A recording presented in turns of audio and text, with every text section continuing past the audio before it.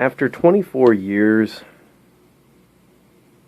I would have to say that doing the right thing has been one of the most monumentally difficult things for me to actually accomplish. It's not that I have a problem with following the better side of my conscience. It's that actually committing to that has been really difficult. Over the last several weeks, this whole Onision thing has gone into crazy radical directions. The debate thing, it happened. Did it go in the direction that I was hoping it was going to go? Fuck no. Did I really think it would go in that direction anyway? Fuck no. Did anything that was worth accomplishing get accomplished? Fuck no. And from all that, what did I learn? Sparing the fact that I learned he's absolutely no different in real life than he is in his videos, I learned that, once again, I had fallen into the trappings of a situation that I was more or less better off avoiding. This is a conundrum that I always manage to fall into outside of YouTube. And I think in my denial, YouTube itself has been part of that endless stream of peril.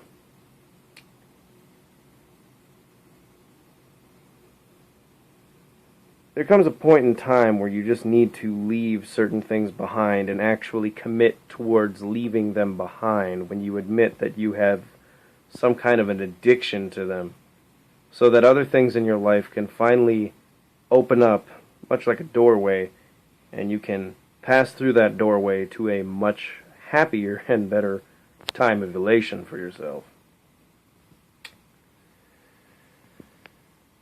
And I think I've reached that point of realization in my life now.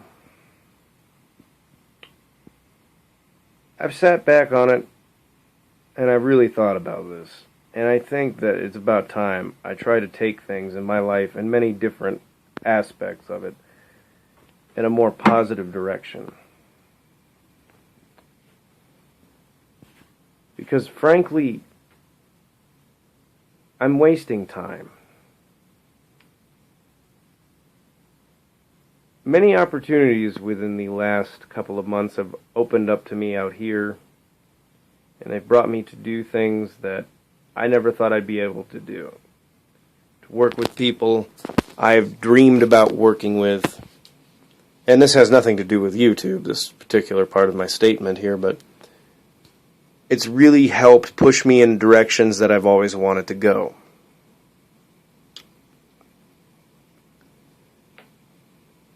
And I feel that I've hit the point where I've now realized what it is that's holding me back, why it is I've let it hold me back, and how this simple, feeble mentality has had such a monumental and fundamental death grip over my life.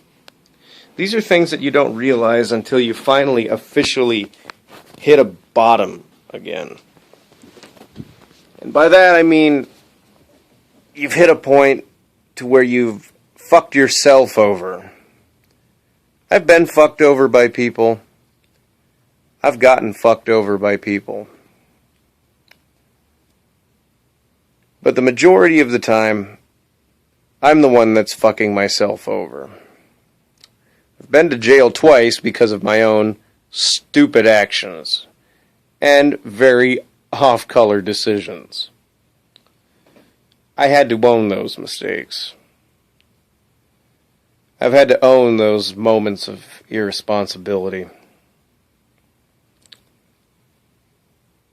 This whole Onision thing has dragged my life into a pit of fucking despair yet again. And this time it's not because of trolls. It's not because of YouTube or the internet or dealing with this ridiculous little man. It's that I finally realized how much of my fucking life has been wasted on this stuff. If anything that debate showed me, it's that people like him are completely incapable of change. And honestly, even when he does get knocked off of YouTube, even when he does eventually finally do something that lands his dumbass in jail, a great impact in the world will not happen. One of the things that had brought me to this point was my realization of why it is I'm even doing this thing in the first place. I wanted to prove to myself that I'm better than a guy like that. Throughout my life, I've been abused by people that have similar attitudes towards Onision, or similar like qualities towards that respective human being. They were sociopaths, they were liars, manipulators. They were generally complete fucking assholes. They only wanted what they wanted from people. They wanted just materialism at times. They wanted money at other times. They wanted to gain whatever romanticisms you had about yourself, and they wanted to strip them from you because doing so filled a void in their heart. Seeing as how those are things that Onision likes to do to other people through various other means, I felt that somebody needs to say something. Somebody needs to do something. And I wanted to carry the fucking torch. Because I felt that I truly was a better person. And for a time, it was pretty kick-ass. For a time, radical things were happening. But 4 years later, I kind of look at where I am now, and I look at the things that I want to do with my life, and I just don't think that the title of the guy who slayed Onision is exactly all that glamorous anymore. In fact, I'm actually looking at it like it's a little bit sad. Yeah, the guy is a ginormously worthless piece of shit. That won't ever change. And all I'm doing is dragging myself into a slough of despair, endlessly trying to chase that unattainable goal. And in doing so, I'm pushing myself away from so many other attainable goals. Over the last few months, I've been able to accomplish so many things with my DJing. As far as venues that I've been able to go to, people that I've been able to work with, improving my skill as a DJ. A friend of mine, after a performance I'd done for an event called Iron Chef for DJs out here, had literally pulled me to the side and was apparently awestruck. Now, personally, I think I made a fucking fuck ton of mistakes. But he saw a lot of fucking potential in me. And that pushed me to the next level to get a residency at a club out here. And for non-DJ people, that basically means that I'm in constant rotation each week at this event. I'm their go-to guy. That's actually a pretty important thing. This Onision shit is dragging me away from things like that are having a positive impact on my life and bringing elation to me. And I think it's about time I just take that dead weight and I leave it the fuck behind, and I commit to leaving it the fuck behind. 'Cause it's wrecked me pretty bad. When your grandmother is in the hospital, suffering ulcerations.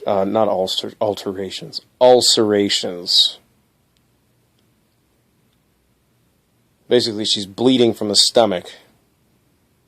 Possibly caused by the fact she has to take almost every pain medication under the sun because of massive scoliosis, migraines. She has high blood pressure. She's also in her mid-fucking 80s. And then you coupled that with the stress that you get from having to deal with the fact that her husband, whom you live with, is freaking the fuck out that his wife is pretty much going to be knocking on death's door eventually.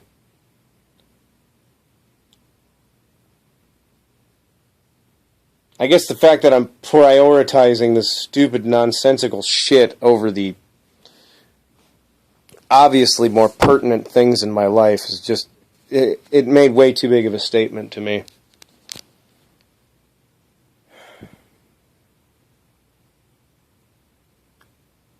And it's just depressing.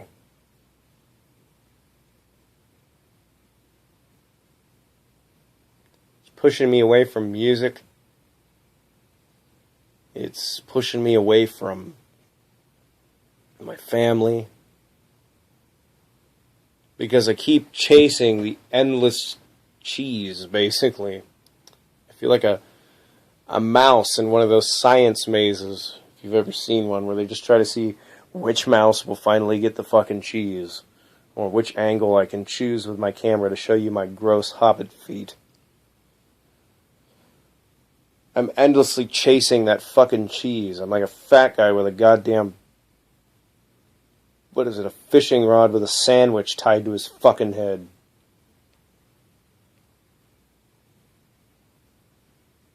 It doesn't alter the fact that he's fucking fat, and it doesn't alter the fact that he's letting something take advantage of his plight.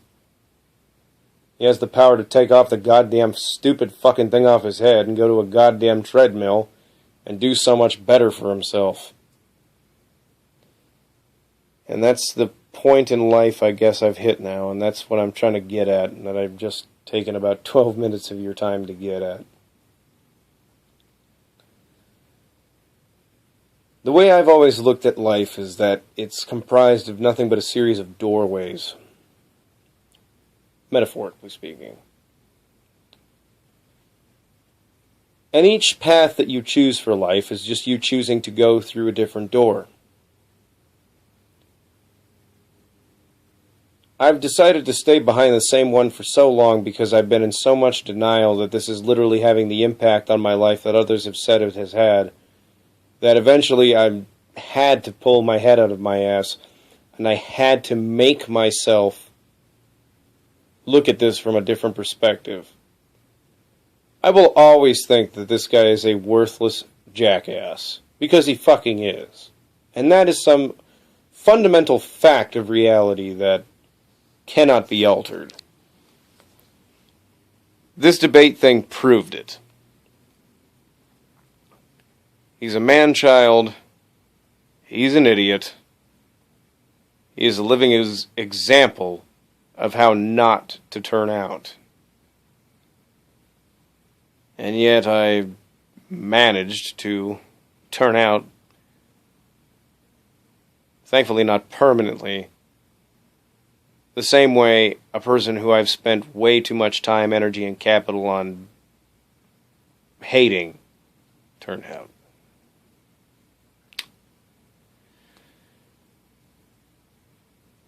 In about a day and a half from now, I will be spending a full week with my fiancée out on the east part of our country. And I am going to still be doing videos. I'll be sharing my trip with you guys. In fact, her and I have been talking about maybe doing a tiny chat so you can get to talk to the both of us while we're actually in the same room for a change. When you live 3,000 miles away from the person you love, it's a little difficult to do that very often. It's usually a once-in-a-while sort of deal. But I'm going to use the vacation as a way of recuperating.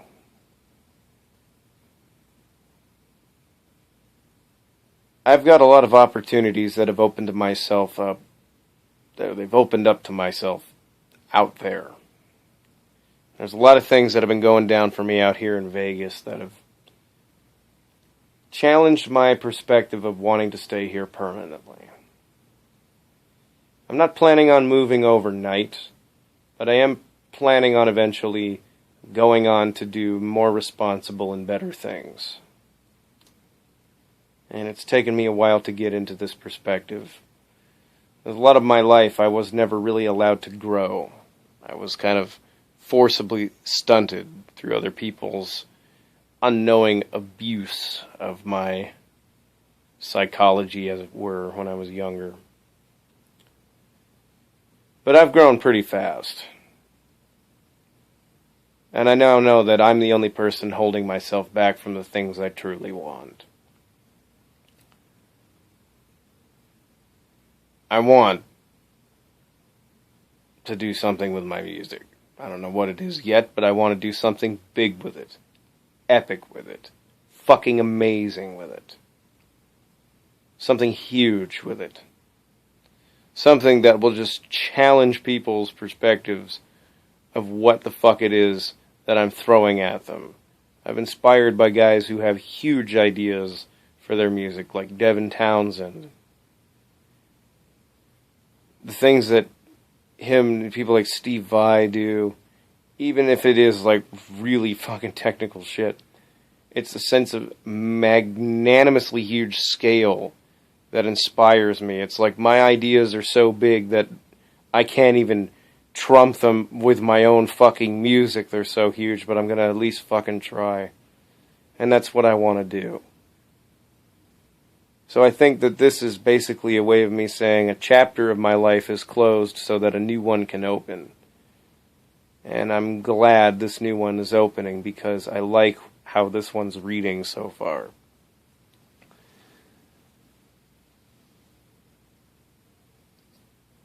The text has a more improved font, so to speak. It's written with much more prowess than the previous chapter, in other words.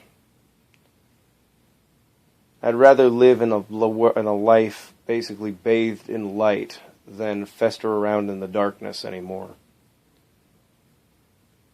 Yet, ironically, I've managed to film my video in the shadow of black and white, so yay. So artsy. I think on this time I'm actually gonna fucking do things right and stop holding myself back and wondering why the fuck it is that I'm going around in circles chasing my fucking tail.